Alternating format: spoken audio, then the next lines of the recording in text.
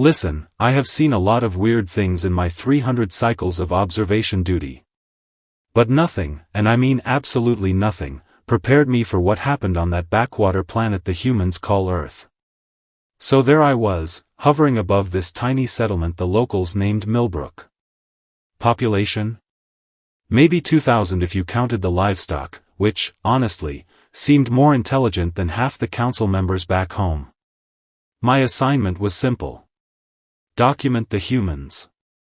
Understand their behavioral patterns. File a report. Easy money, right? Wrong. It started on a Tuesday. Why do humans need 7 different names for their planetary rotation? Inefficient, if you ask me.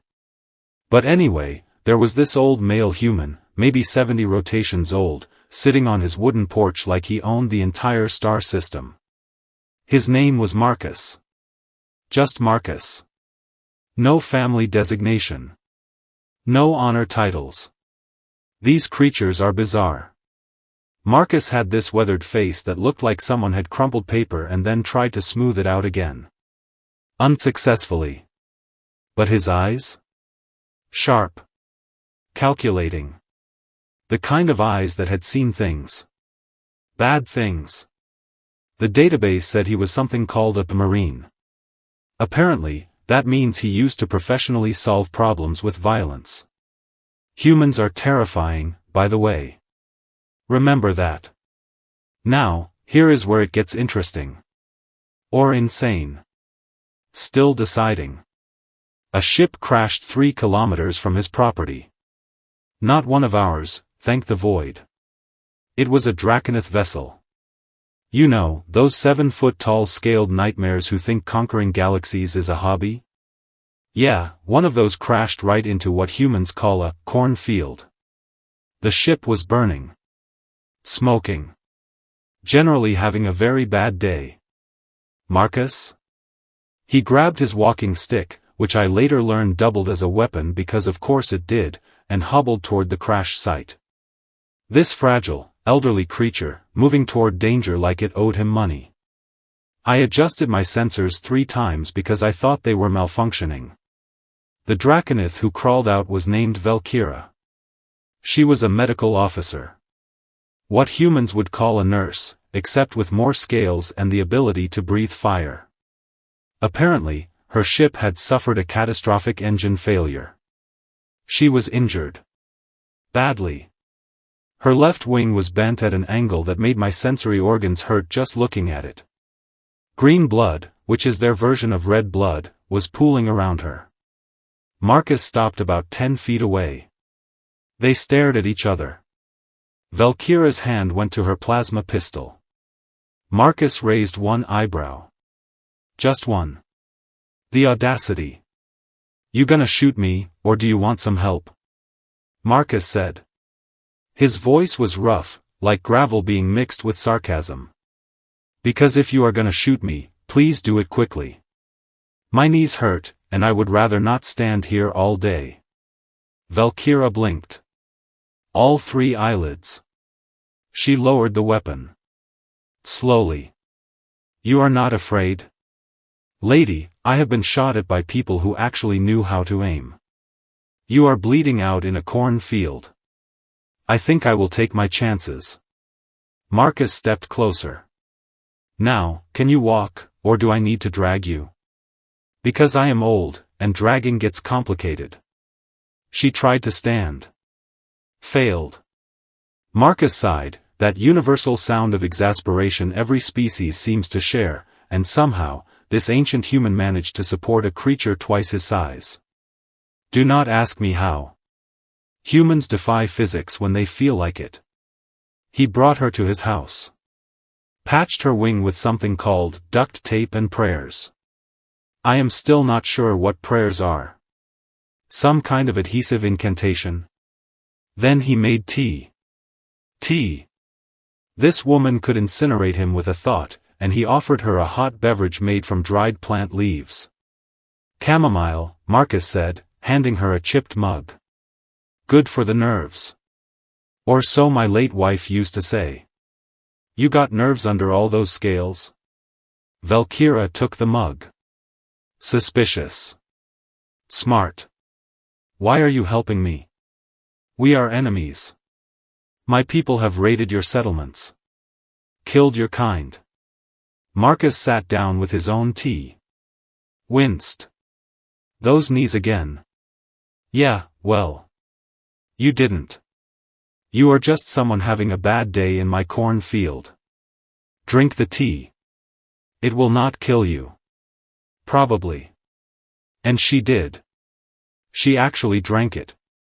That was day one. The beginning of the strangest relationship I have ever documented. A retired human warrior and a Draconith battle medic, sharing tea while her people prepared for another invasion wave. The irony? Delicious. Almost as good as whatever Marcus was cooking for dinner. My sensors picked up something called pot roast, and honestly, it smelled amazing. But here is the thing that made my scales itch. Marcus knew. He somehow knew her ship had been sabotaged. He told her about the scorch marks that did not match engine failure. About the navigation logs that someone had tampered with. Someone wanted Velkira dead. And Marcus, this ridiculous human, decided that was unacceptable. 3 months passed. 3. Do you understand how much paperwork I had to forge to explain why my observation mission was taking so long? My supervisor thinks I am incompetent now. Thanks, Marcus. But let me tell you what happened during those 90 days of absolute insanity. Velkira healed. Slowly. Her wing never quite straightened out properly, which meant she was grounded. Permanently. For a Draconith warrior, that is basically a death sentence. Their whole culture revolves around flight superiority and aerial combat. A flightless Draconith? Might as well be dead. Except Marcus did not care. So you cannot fly anymore. Big deal. You got legs, don't you? Walk like the rest of us mere mortals. He said this while teaching her how to plant tomatoes. Tomatoes. I am documenting first contact between species, and half my recordings are gardening tutorials. But the weirdest part? They talked. And talked. And talked some more. Marcus told her about his war. Something called Vietnam. A place where humans went to shoot each other over political disagreements. Because apparently, talking was too difficult. Velkira told him about the Draconith Empire. About the rigid caste system. About how she was actually nobility who chose medicine over warfare, which made her family disown her. Outcasts. Both of them. Different species. Same story. Your people sound exhausting, Marcus said one evening, sipping his whiskey. He had graduated from tea to something stronger. Mine too. Maybe we should start a club. Velkira laughed. Actually laughed. It sounded like rocks tumbling down a mountain, but it was definitely laughter. The Outcast Club. Population, 2. Best club I have ever joined, Marcus replied. Meanwhile, I intercepted communications from the Draconith fleet. They were looking for Velkira. But not to rescue her. Oh no. To finish what the sabotage started. Turns out, she had discovered something. Medical experiments. Her own people were testing biological weapons on their lower castes. She was going to report it to the Galactic Council. Someone high up wanted her silenced. Marcus figured this out before I did. How? He found the encrypted data chip in her uniform while doing laundry. Laundry. He decrypted it using a laptop that belonged in a museum, then calmly informed Velkira over breakfast that assassins were probably coming. How many? She asked, spreading something called jam on toast. Does it matter? Not particularly. Just wondering if we need more ammunition. Atta girl. They prepared. This elderly human and injured alien, setting traps around a farmhouse like they were defending a military installation. And when the assassins came, for elite Draconith soldiers equipped with the latest plasma technology and stealth suits, Marcus and Velkira were ready. The battle lasted 17 minutes. I timed it. Marcus fought like someone who remembered every dirty trick from 60 years of survival. Velkira fought like someone with nothing left to lose. They won. Barely. The house was destroyed.